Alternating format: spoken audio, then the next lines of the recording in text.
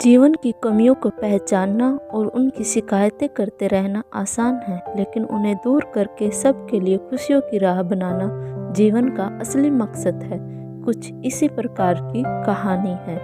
राजेश का पूरा बचपन अनाथ आश्रम में ही बीता था। जब से उसने होश संभाला तब से अनाथ आश्रम को ही आश्रय के रूप में देखा था और आश्रम में रहने वाले बच्चों को अपने भाई बहन के रूप में।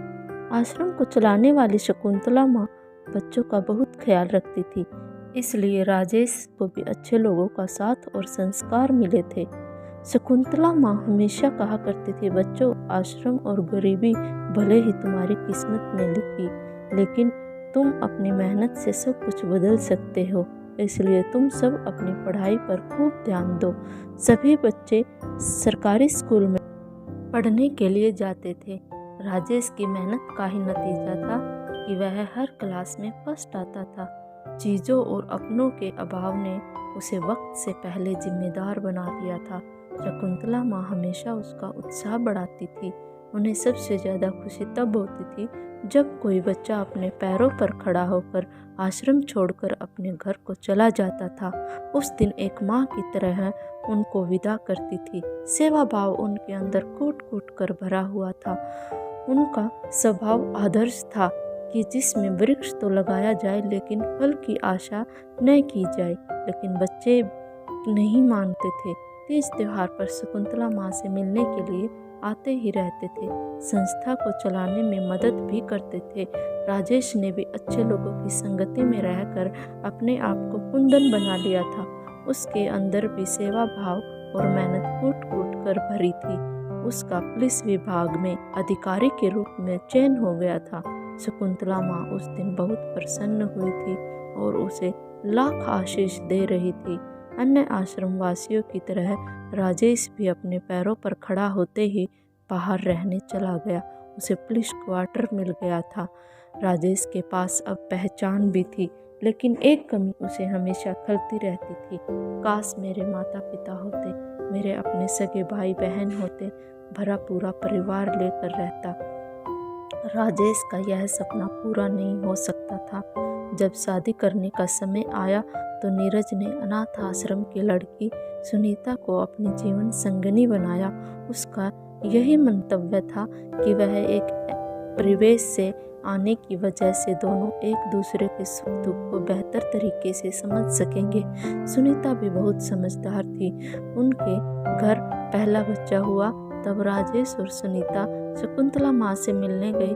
राजेश अपने बच्चे को शकुंतला माँ की गोद में देकर बोला, माँ, आज मेरा परिवार पूरा हो गया, लेकिन इसमें एक कमी अब भी रह गई है। मैं चाहता हूँ कि आप इसका हल निकालें, जिसमें यह वह कमी भी पूरी हो जाए। सब कुछ होने के बावजूद रिश्तों की कमी की वजह से अपने आप को हमेशा अधूरा ही महसूस करता हूँ। लाख संपत्ति, लाख पद मिल गया मुझे, लेकिन यह अधूरापन मुझसे जाता ही नहीं है। मैं नहीं चाहता कि मेरा बेटा ऐसे किसी भी अधूरेपन को महसूस करे और उसका अनुभव करे। मेरे बेटों को भरा पूरा परिवार मिले। मेरे बेटे के पास माता पिता तो हैं, लेकिन उसके पास दादा दादी नहीं हैं जो उसको लोरियां सुनाए, उसके संग खेले और उनका आशीर्वाद पाए। शकुंतला माँ सोच में पड़ गई और राजेश की भावना समझकर अभिभूत हो गई।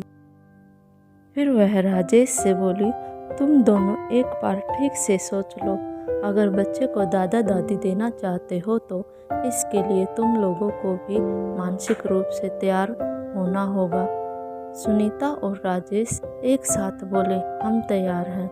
हम लोगों को बस अपना परिवार पूरा करना है, तो ठीक है, चलो मेरे साथ। ऐसा कहकर शकुंतला माँ उन्हें एक वृद्ध आश्रम में ले गई। वहाँ की केयरटेकर को शर्मा दंपत्ति को बुलाने भेज दिया। राजेश और सुनीता से बोली, शर्मा दंपत्ति एक वक्त का नहीं, परिवार का सताया हुआ है। सारी संपत्ति लेने के बाद बेटे बहू ने दोनों पति पत्नी को घर से निकाल दिया। मैंने ही कुछ दिन पहले उन दोनों को इस वृद्ध आश्रम का पता दिया था।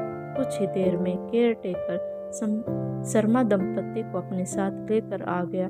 राजेश और सुनीता ने जब उन्हें देखा तो उसमें उनमें आत्मीयता महसूस होने लगी। उनके बैठने के बाद सबसे पहले दोनों ने जाकर उनके चरण छुए। दोनों पति पत्नी ने आशीर्वाद देते हुए प्रश्नवाचक दृष्टि से शकुंतला माँ की तरफ देखा।